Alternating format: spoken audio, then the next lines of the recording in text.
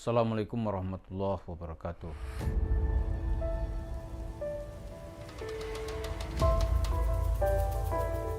Para pemirsa, kalau ada pertanyaan apakah Yusuf Mansur itu seorang tokoh agama yang ingin melanjutkan perjuangan para nabi atau seorang bajingan tolol? Tentu pertanyaan ini akan dijawab dari perspektif masing-masing. Bagaimana orang melihatnya. Bagi orang yang alergi berbicara masalah-masalah begini, kita bicara bajingan aja dia bilang langsung, oh kok kasar banget. Tapi sebenarnya di tengah suasana yang carut marut seperti sekarang ini, di mana kebenaran dan kejahatan itu kita kadang-kadang itu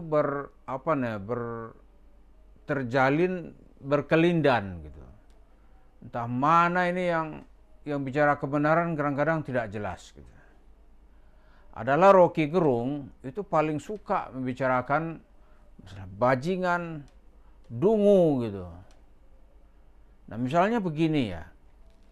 Untuk kita tidak terjebak dalam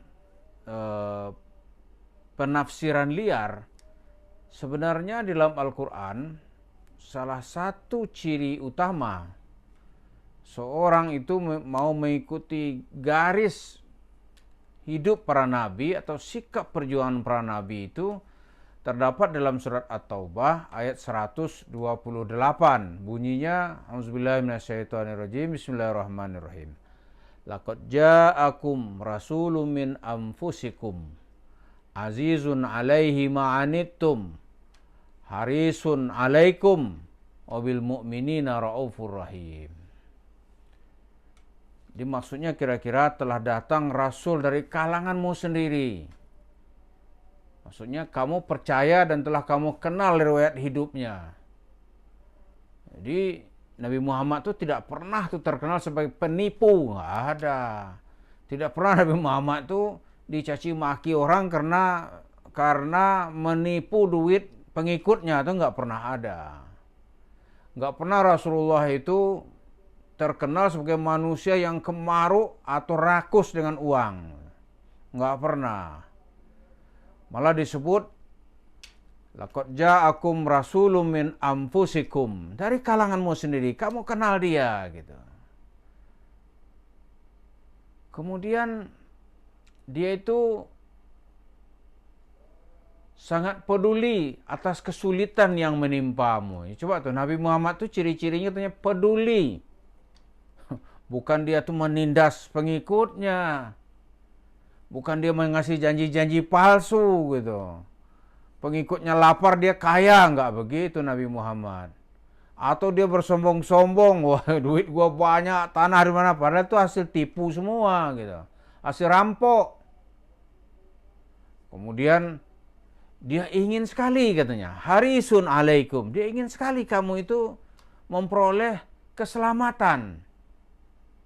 Dan yang terakhir ciri pemimpin yang diajarkan oleh Nabi Muhammad itu adalah wabil mu'minina raufur rahim. Dan orang mukmin itu dia raufur rahim.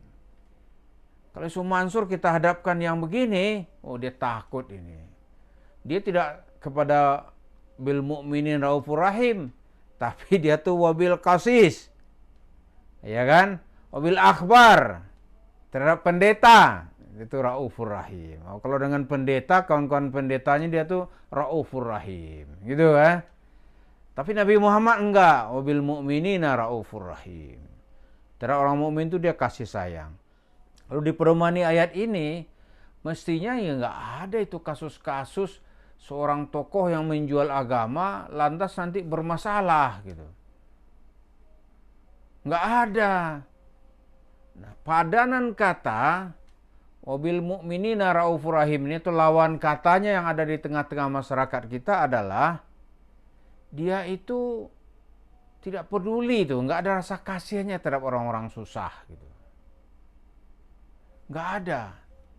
Bahkan dengan bahasa yang lebih keras itu ada kata-kata bajingan gitu. bajingan kamu. Itu dalam bahasa kita bahasa yang sangat keras, sangat kasar. Dalam kamus bahasa Indonesia dicoba diurainya kata bajingan itu kata dari bajing. Karena cerita dulu itu jarak antar kota itu di tengah-tengah hutan itu ada namanya tupai yang meloncat ya dari satu pohon untuk mencuri buah-buahan yang ditanam oleh petani. Kemudian kata ini berubah menjadi perampok yang mencuri di tengah jalan gitu. Itu disebut dengan bajingan. Ada juga istilah bajingan loncat. Jadi mereka nggak bertanggung jawab. Apa yang perlu disikat aja gitu. Nah ini kalau dua kondisi ini gitu dikemukakan, ini orang bisa menilai. Kalau saya ya tentu saya ada penilaian ya. Nah kemudian kalau Yusuf Mansur ini kalau kita hadapkan dia ini sebagai seorang pengikut Nabi Muhammad, tokoh agama yang disebut warasatul anbiya, yang ciri-cirinya disebut oleh Allah dalam surat At-Taubah tadi itu, ataukah dia sebagai seorang bajingan bajingan dungu gitu, atau bajingan tolol gitu. Mungkin kita bisa mendudukkan masalahnya. Karena bajingan itu pasti melekat dalam dirinya itu ada kata mencuri, ada kata menipu, ada kata ya mengambil harta orang dengan rakus. Maka dia masuk dalam kelompok bajingan. Karena itu ketika kita bahas ayat ini, waduh itu artinya sangat luas sekali. Sangat luas sekali. Karena sosok Nabi Muhammad yang digambarkan tadi itu bukan seperti pemimpin-pemimpin yang ada pada zamannya, yaitu membina loyalitas itu dengan ketakutan, dengan kebengisan gitu. Kemudian pada dirinya itu pemimpin-pemimpin yang ada ketika Nabi Muhammad muncul itu adalah orang-orang yang rakus dan serakah gitu. Nah, ini sekarang di era demokrasi yang sedang berada di simpang jalan ini, ternyata kita bertemu lagi dengan orang yang membawa bahasa-bahasa agama, jubah agama, sebenarnya dia tuh bajingan gitu. Ya kan? Kenapa? Karena riwayat hidupnya penuh dengan catatan-catatan penipuan, catatan-catatan mencuri gitu, atau mengambil harta orang dengan cara tidak sah. Itu dalam kamus bahasa Indonesia itulah yang disebut dengan bajingan. Karena itu ketika ada persoalan ini kita serahkan, apakah Yusuf Mansur misalnya nih, dia masuk dalam kajian agama-agama yang diridhai oleh Rasulullah, ataukah dia masuk ke dalam kelompok para bajingan. Kalau Agim dan tokoh-tokoh ustadz yang selama ini bergaul dengan Yusuf Mansur, paling kesimpulan yang paling ringan itu adalah hati-hati kita Agim. Kalau berhubungan sama Yusuf Mansur, harta kita bisa habis. Sebenarnya Agim itu mungkin nggak tega ya, dia bicara lebih keras lagi dia nggak berani. Gitu. Tapi kita bisa menangkap bagaimana takut dan ngerinya Agim ini ketika berhadapan dengan Yusuf Mansur. Nah jadi kalau begini, apa ini yang mau ditawarkan? Tidak ada yang dibawa oleh Yusuf Mansur itu kecuali kemudaratan dan kemelaratan. Jadi orang-orang yang pernah berhubungan dengan Yusuf Mansur pasti hasilnya dia mendapatkan mudarat, dan yang lebih berat lagi dia melarat. Kalau nggak percaya tanya nanti jemaah masjid kota wisata di Cibubur sana itu. Ada yang mendapat mudarat, ada yang melarat gitu. Ngeri sekali.